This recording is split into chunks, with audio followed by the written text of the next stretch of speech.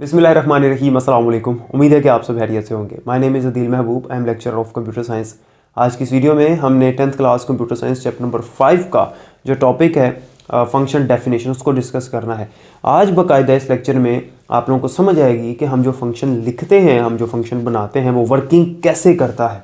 ठीक है, how does a function perform it's specific task. Function अपनी खास टास्क को परफॉर्म कैसे करता है, वो आज के लेक्चर में आपको समझ आएगी। लेकिन इस लेक्चर को समझने से पहले आपको जो प्रीवियस लेक्चर्स हैं उनका पता होना चाहिए। सिग्नेचर ऑफ फंक्शन के बारे में पता होना चाहिए, फंक्शन की डेफिनेशन यानी फंक्शन है क्या वो आपको याद होनी चाहिए, फंक्शन के एडवांटेजेस, ये सारी चीज़ें आपके जहन में होनी चाहिए। तो प्रीवियस लेक्चर जो हैं वो मौजूद हैं। अगर आपको पूरी बुक के जो लेक्चर्स हैं वो एक तरतीब में चाहिए तो इस चैनल पर प्लेलिस्ट वाला सेक्शन है, उसमें मैंने प्लेलिस्ट बनाई हुई है, वहाँ से चेक कर सकते हैं। इसके अलावा डिस्क्रिप्शन में भी प्लेलिस्ट का लिंक मैंने ऐड कर दिया हुआ है, वहाँ से भी आप इसको चेक कर सकते हैं। और अगर आपको नोट्स चाहिए इजी वर्डिंग में पूरी बुक के, तो स्क्रीन पे नंबर चल रहा है, आप कॉन्टैक्ट कर सकते हैं। अच्छा जी, फंक्शन डेफिनेशन है क्या? आपको याद होगा मैंने पिछले 1-2 लेक्चर्स के अंदर आपको एक एग्जांपल दी थी कैलकुलेटर की। मैंने ये बोला था कि हमारा जो सॉफ्टवेयर है उसको हमने 4 पार्ट्स के अंदर, 4 मॉड्यूल्स के अंदर डिवाइड कर रखा है।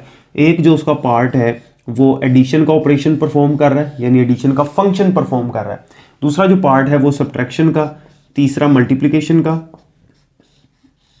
और चौथा डिवीजन का। हमने कहा था ये मुकम्मल एक कैलकुलेटर वाला काम कर रहा है। इसके अंदर इसके 4 फंक्शंस हैं, 4 हमने इसके पार्ट्स बनाए हुए हैं जो कि डिफरेंट ऑपरेशंस परफॉर्म कर रहे हैं। अब यहाँ पर एक चीज़ आज हम ये देखेंगे कि ये जो फंक्शंस हैं ये किस तरह से काम करते हैं। ठीक है, तो इसकी एक एग्जांपल यानी प्लस वाला एक फंक्शन बना के आज हम देखेंगे कि ये प्लस वाला फंक्शन एक्चुअली वर्किंग कैसे कर रहा है।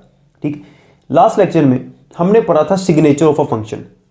उसके अंदर हमने देखा था कि फंक्शन सिग्नेचर जो है वो क्या बताता है कंपाइलर को, कंप्यूटर को या कंपाइलर को क्या बताता है। वो ये बताता है कि भाई इसमें, इस फंक्शन में जो पैरामीटर्स हैं उनकी डाटा टाइप क्या होगी, फंक्शन का नाम क्या है और फंक्शन रिटर्न किस टाइप की वैल्यू कर रहा है। यही पढ़ा था ना हमने, रिटर्न टाइप, उसके बाद फंक्शन नेम और ब्रैकेट के अंदर पैरामीटर्स लिस्ट, उनकी डाटा टाइप्स हमने बताई थी। तो फंक्शन सिग्नेचर ये बताता है। लेकिन फंक्शन टास्क किस तरह से परफॉर्म कर रहा है, फंक्शन किस तरह से परफॉर्म कर रहा है, कोई टास्क, कोई खास काम वो कैसे कर रहा है और क्या कर रहा है, ये चीज़ें हमें कौन बताता है? ये फंक्शन डेफिनेशन बताती है। फंक्शन डेफिनेशन के अंदर फंक्शन की सारी वर्किंग होती है, फंक्शन की सारी डिटेल होती है कि फंक्शन ने ये टास्क कैसे परफॉर्म करना है, यानी हाउ का आंसर फंक्शन डेफिनेशन में उसको मिलता है। तो हमने क्या किया होता है कि ये जो फंक्शन हमने बनाया, यहाँ पर अपना फंक्शन बनाया हमने जो कि एडिशन कर रहा है, उसके अंदर इसकी वर्किंग लिखी होती है। वो किस तरह से लिखते हैं उसको आपने समझना है। पहले मैं सिंटैक्स लिखूंगा, फिर एक एग्जांपल दूंगा ये प्लस वाली। सिंटैक्स इसका ये है, देखिएगा ज़रा। सिंटैक्स इसका ये होता है कि हम जिस तरह से सिग्नेचर ऑफ फंक्शन लिखा था ना, रिटर्न टाइप, फंक्शन नेम और पैरामीटर लिस्ट, उसी तरह से आपने फंक्शन को शुरू करते हुए, फंक्शन डेफिनेशन को शुरू करते हुए आपने लिखना है रिटर्न टाइप, यानी फंक्शन जो वैल्यू रिटर्न कर रहा है उसकी डाटा टाइप क्या है वो लिखनी है। उसके बाद फंक्शन का आपने नेम लिखना है, फिर आपने पैरामीटर लिस्ट लिख देनी है, यानी data type 1, data type 2 and so on, जितनी भी आप इसके अंदर पैरामीटर्स लेना चाहते हो। उसके बाद हमने फंक्शन की बॉडी बनानी है। जिस तरह मेन फंक्शन की हम बॉडी बनाते हैं, आपने इसकी भी बॉडी बनानी है। बॉडी बनाने के बाद यहाँ पर आपने स्टेटमेंट्स लिखनी है जो फंक्शन की वर्किंग को इंडिकेट करती हैं कि फंक्शन क्या वर्किंग कर रहा है, वो स्टेटमेंट्स आपने इसके अंदर लिख देनी है। अच्छा, एक चीज़ जो यहाँ पर अहम याद रखने वाली है कि फंक्शन सिग्नेचर जो था वो भी हमने ऐसे ही लिखा था, पहली लाइन सेम है फंक्शन सिग्नेचर की, और फंक्शन डेफिनेशन की जो पहली लाइन है वो बिल्कुल सेम है। फ़र्क ये है कि वहाँ पर सेमीकोलन आता है लास्ट पे, स्टेटमेंट टर्मिनेटर लगाते हैं लास्ट पे, लेकिन फंक्शन डेफिनेशन की जो पहली लाइन है इसके लास्ट पे स्टेटमेंट टर्मिनेटर नहीं आता। क्यों? क्योंकि इसकी बॉडी नीचे मौजूद है। ये कॉन्सेप्ट पहले पढ़ाया हुआ है, जिसकी बॉडी नीचे हो, जैसे इफ़ था, फॉर हमने पढ़ा, मेन फंक्शन हमने पढ़ा, उनकी बॉडीज़ होती है नीचे, उनके आगे सेमीकोलन नहीं आता। फंक्शन सिग्नेचर जो हमने पढ़ा था उसकी बॉडी नहीं थी, वो सिर्फ एक ही लाइन थी, तो उसके आगे हमने सेमीकोलन लगा दिया था। अब ये जो फंक्शन हम बनाएंगे, अभी मैं आपको इसकी एग्जांपल भी दे देता हूँ। ये यहाँ पर ये जो प्लस का फंक्शन हम बना रहे हैं जो कि एडिशन का काम कर रहा है, वो हम जो है ना वो यहाँ पर डिफाइन करने लगे, उसकी डेफिनेशन लिखने लगे। तो सबसे पहले मैं रिटर्न टाइप लिखूंगा। फर्स्ट करते हैं कि जो वैल्यू मैंने रिटर्न करनी है सॉल्व करने के बाद, उसकी डाटा टाइप है इंटीजर। तो मैं रिटर्न टाइप लिखूंगा इंट, फंक्शन का नाम मैं रख रहा हूँ सम। अब मैं कहता हूँ कि फंक्शन जो है उसके अंदर दो इनपुट्स हो सकती हैं, दो वैल्यूज़ आ सकती हैं। तो दोनों जो वैल्यूज़ हैं उनकी डाटा टाइप के साथ उन वैल्यूज़ के लिए किसी ना किसी वेरिएबल को डिक्लेयर करना पड़ेगा ना, क्योंकि जब वैल्यूज़ आएंगी फंक्शन के अंदर, हमने फंक्शन सिग्नेचर वाले लेक्चर में पढ़ा था कि फंक्शन के अंदर वैल्यूज़ आती हैं जिनको हम पैरामीटर्स कहते हैं, वो सोल्व होती हैं और फिर हमें कोई रिटर्न मिल जाती है, कोई वैल्यू रिटर्न में मिलती है और वो आंसर होता है एक्चुअली हमारा उसके कैलकुलेशन के बाद। तो इंट रिटर्न टाइप है, सम मैंने अपने फंक्शन का नाम रखा है और मैं कहता हूँ दो वैल्यूज़ लेनी है मैंने, तो दोनों की डाटा टाइप इंटीजर है, तो मैं लिखता हूँ इंटीजर, एक वेरिएबल आपने लिखना है ए, फिर आपने लिखना है इंटीजर बी, दोनों को अलग अलग आपने डिक्लेयर करना है, ठीक है, दरम्यान में कॉमा लगा के। अगर 3 पैरामीटर हैं, 4 हैं, 5 हैं, जितने भी हैं वो आपने यहाँ पर लिखने हैं, ठीक है। तो यहाँ सिंटेक्स के अंदर जो है यहाँ पर सिर्फ डाटा टाइप ही नहीं आएगी बल्कि यहाँ पैरामीटर का नेम भी आएगा, पैरामीटर नेम, ठीक है जी। यानी सिग्नेचर ऑफ फंक्शन में हमने क्या लिखा था, सिर्फ और सिर्फ डाटा टाइप लिखी थी, इंट कोमा इंट ये लिखा था, लेकिन फंक्शन डेफिनेशन में आपने वेरिएबल भी बताने हैं आपने, क्योंकि जो दो इनपुट्स आनी है उनमें से एक वैल्यू इसको मिल जानी और एक वैल्यू इसको मिल जानी।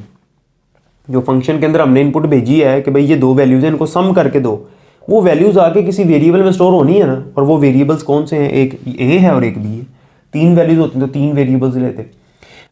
अब ये जो वैल्यूज़ आनी है फंक्शन में, इनपुट आनी है, ए और बी को वैल्यू मिलनी है, उसके साथ क्या वर्किंग होनी है, उसको हमने सम करना है। सम करके हमने उसको किसी वेरिएबल में स्टोर करना है आंसर, और वो जो आंसर है वो हमने रिटर्न कर देना है, वो हमने आंसर दिखा देना है अपने यूज़र को कि भाई ये तुम्हारा आंसर है। उसके लिए एक वेरिएबल मुझे चाहिए, फॉर एग्जाम्पल मैं सी ले लेता हूँ, एक वेरिएबल इंटीजर सी, और इसको वैल्यू में दे रहा हूँ ए प्लस बी। ए और बी की वैल्यू क्या होगी, जो इनपुट्स आई हैं वो दोनों प्लस होंगी और सी में स्टोर हो जाएंगी, और रिटर्न कर देना हमने।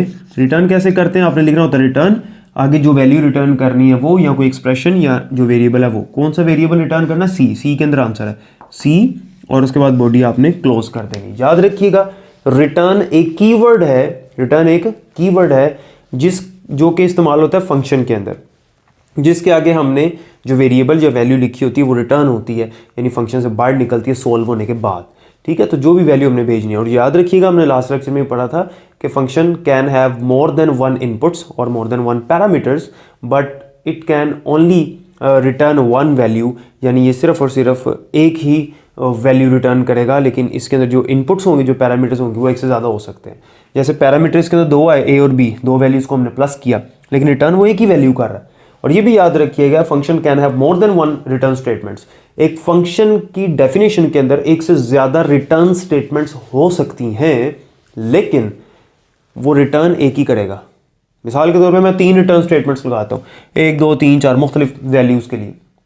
जब पहली चलेगी रिटर्न स्टेटमेंट, वो उसी को चलाएगा, बाकी नीचे वाली को नहीं चलाएगा। रिटर्न उसने एक ही वैल्यू करनी है हर सूरत में।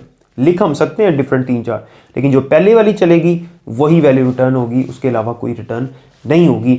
ये हमने एक अपना फंक्शन बनाया।